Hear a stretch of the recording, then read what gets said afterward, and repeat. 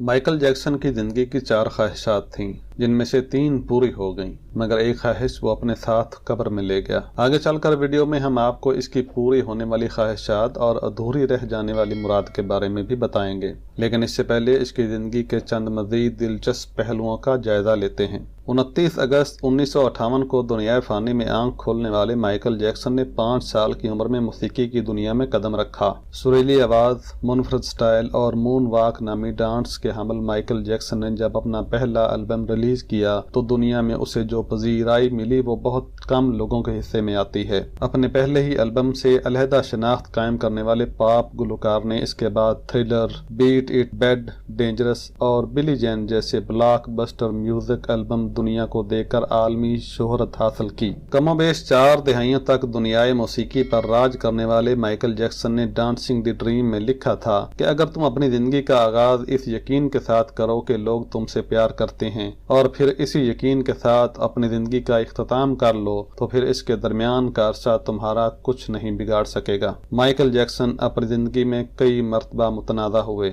اور بعد از مرگ بھی ان پر سنگین نوعیت کے الزامات عائد کیے جاتے رہے، تاہم مائیکل جیکسن نے ہمیشہ ان الزامات کو جھوٹ کا پلندہ قرار دیا۔ قطع نظر اس بات کے کہ ان پر لگائے جانے والے الزامات میں کتنی سچائی تھی، اس سے انکار ممکن نہیں کہ وہ بلا شبہ دنیائے موسیقی کا بے تاج بادشاہ تھا۔ اسی وجہ سے مائیکل جیکسن کا نام Guinness book of world record میں 1 سے زائد مرتبہ درج کیا گیا۔ اسے 13 گریمی اعزاز ملا اور اس کے بعد بھی بے شمار ایوارڈ اس کے نام سے منسوب ہوئے۔ مائیکل جیکسن کا کیریئر اس وقت سے شروع ہوتا ہے جب 60 کی دہائی میں اس کے بڑے بھائیوں نے جیکسن 5 کے نام سے ایک چھوٹا سا بینڈ بنایا۔ یہ بینڈ کلیساؤں کے سامنے، ریلوے اسٹیشن اور دیگر پبلک مقامات پر کھڑا ہو کر میوزک بجاتا، گانے گاتا، ڈانس کرتا اور لوگ ان کو اس کی داد دیتے تھے۔ یہ لوگ چھوٹے بڑے سٹیج پر پرفارم بھی کرتے تھے اور انہوں نے اپنا ایک البم بھی بنایا اور اس کے ایک گانے آئی وانٹ یو بیک نے 1969 میں مقبولیت بھی حاصل کی، لیکن اس کے باوجود یہ بینڈ صف اول میں شامل نہ ہو سکا۔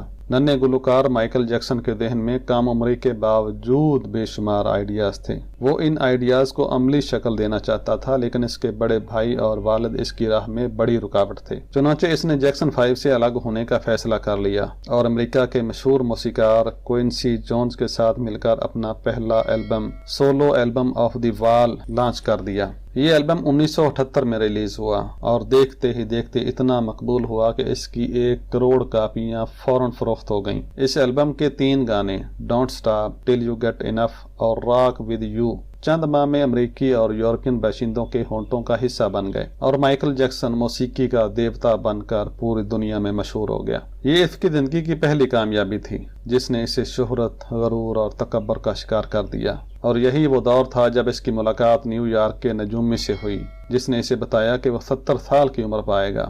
مائیکل جیکسن نے نجومی کی بات سنی اور بڑے دعوے سے جواب دیا، میں تمہیں 150 سال تک زندہ رہ کر دکھاؤں گا، جس پر نجومی نے حیرت سے مائیکل جیکسن کی طرف دیکھا۔ مائیکل یہیں پر نہیں رکا بلکہ نجومی کو کہا کہ افسوس تم مجھے 150 سال تک زندہ نہیں دیکھ سکو گے کیونکہ تم مجھ سے 100 سال پہلے مر چکے ہوگے۔ مائیکل جیکسن کو 4 چیزوں سے سخت نفرت تھی۔ اسے اپنے سیاہ رنگ سے نفرت تھی، وہ گوروں کی طرح دکھائی دینا چاہتا تھا۔ اسے گمنامی سے نفرت تھی، وہ دنیا کا مشہور ترین شخص بننا چاہتا تھا۔ اسے اپنے ماضی سے نفرت تھی، وہ اپنے ماضی کو اپنے آپ سے کھرچ کر الگ کر دینا چاہتا تھا، اور اسے عام لوگوں کی طرح 60، 70 یا 80 برس میں مر جانے سے بھی نفرت تھی۔ چنانچہ اس کی خواہش تھی کہ وہ 150 سال تک زندہ رہے۔ وہ ایک ایسا گلوکار بننا چاہتا تھا جو 150 سال کی عمر میں لاکھوں لوگوں کے سامنے ڈانس کرے، اپنا آخری گانا گائے، 25 سال کی گرل فرینڈ کے ماتھے پر بوسہ دے اور لاکھوں کروڑوں مداحین کی موجودگی میں دنیا سے رخصت ہو جائے۔ مائیکل جیکسن کی باقی پوری زندگی ان 4 نفرتوں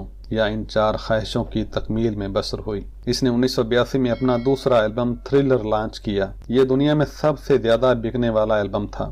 1 ماہ میں اس کی 6.5 کروڑ کاپیاں فروخت ہوئیں اور یہ Guinness book of world record کا حصہ بن گیا۔ تھرلر کے 9 میں سے 7 گانوں نے میوزک چارٹ میں جگہ بنا لی تھی۔ مائیکل جیکسن اب دنیا کا مشہور ترین گلوکار بن چکا تھا۔ اس نے گمنامی کو شکست دے دی تھی۔ اس نے اس خواہش کی تکمیل کے بعد اپنی سیاہ جلد کو شکست دینے کا فیصلہ کیا، چنانچہ اس نے پلاسٹک سرجری اور سکن بلیچنگ شروع کرا دی۔ وہ پلاسٹک سرجری کے درجنوں مراحل سے گزرا، لیکن اس نے ان میں سے صرف 2 کا انتخاب کیا۔ اس نے پانی کی طرح پیسہ بہایا، امریکہ اور یورپ کے 55 چوٹی کے پلاسٹک سرجنز کی خدمات حاصل کی، یہاں تک کہ 1987 تک مائیکل جیکسن کی ساری شکل و صورت، حرکات، نقوش سب تبدیل ہو چکا تھا۔ سیاہ فام مائیکل جیکسن کی جگہ گورا، چٹا اور نسوانی نقوش کا مالک ایک خوبصورت مائیکل جیکسن دنیا کے سامنے آ گیا۔ اس نے 1987 میں بیڈ کے نام سے اپنی تیسری البم جاری کی۔ یہ گورے مائیکل جیکسن کی پہلی البم تھی۔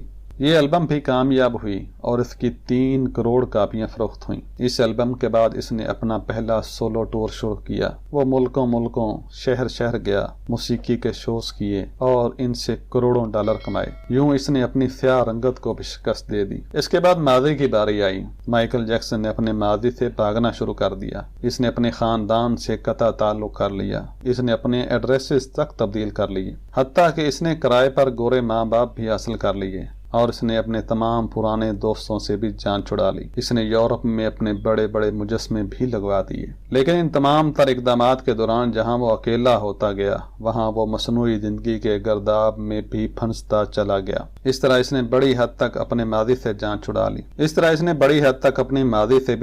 لی۔ اب اس کی آخری خواہش کی باری تھی، اور وہ تھی 150 سال تک زندہ رہنا۔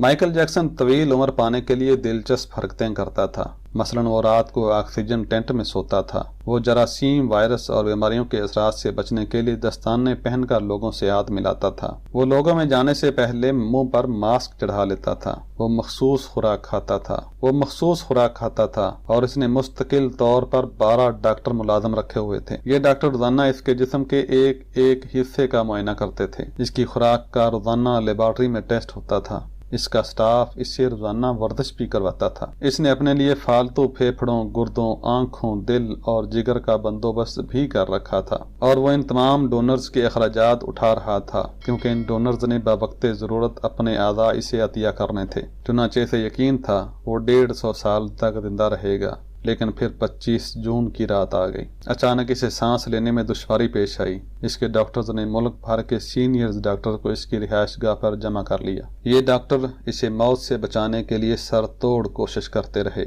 لیکن ناکام رہے۔ بعد میں اسے ہسپتال لے جایا گیا، اور وہ شخص جس نے 150 سال کی منصوبہ بندی کر رکھی تھی، جو ننگے پاؤں زمین پر نہیں چلتا تھا، جو کسی سے ہاتھ ملانے سے پہلے دستانے چڑھا لیتا تھا، جس کے گھر میں روزانہ جراثیم کش ادویات چھڑکی جاتی تھیں، اور جس نے 25 برس تک کوئی ایسی چیز نہیں کھائی جس سے ڈاکٹروں نے اسے منع کیا ہو، وہ شخص 50 سال کی عمر میں صرف 30 منٹ میں انتقال کر گیا۔ مائیکل جیکسن کے انتقال کی خبر گوگل پر 10 منٹ میں 8 لاکھ لوگوں نے پڑھی۔ یہ گوگل کی تاریخ کا ایک ریکارڈ تھا، اور اس ہیوی ٹریفک کی وجہ سے گوگل کا سسٹم بیٹھ گیا، اور کمپنی کو اپنے صارفین سے باقاعدہ معذرت کرنا پڑی۔ مائیکل جیکسن کا پوسٹ مارٹم ہوا تو پتہ چلا کہ بے انتہا احتیاط کی وجہ سے اس کا جسم ڈھانچہ بن چکا تھا۔ وہ سر سے گنجا تھا، اس کی پسلیاں ٹوٹی ہوئی تھیں، اس کے کولے، کندھوں، پسلیوں اور ٹانگوں پر سوئیوں کے بے تحاشا نشانات تھے۔ وہ پلاسٹک سرجری کی وجہ سے پین کلرز کا محتاج ہو چکا تھا، چنانچہ وہ روزانہ درجنوں انجیکشن لگواتا تھا،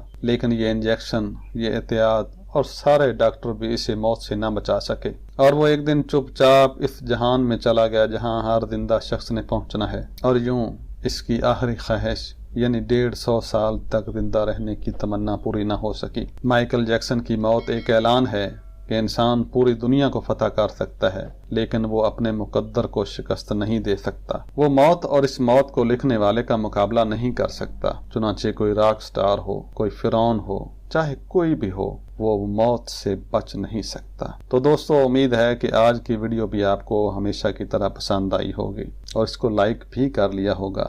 اس طرح کی مزید دلچسپ اور انفارمیٹو ویڈیوز دیکھنے کے لیے قاسم علی اسٹوڈیو کو ابھی سبسکرائب کر لیجئے۔ جلد ملتے ہیں ایک نئی ویڈیو کے ساتھ۔ اللہ حافظ۔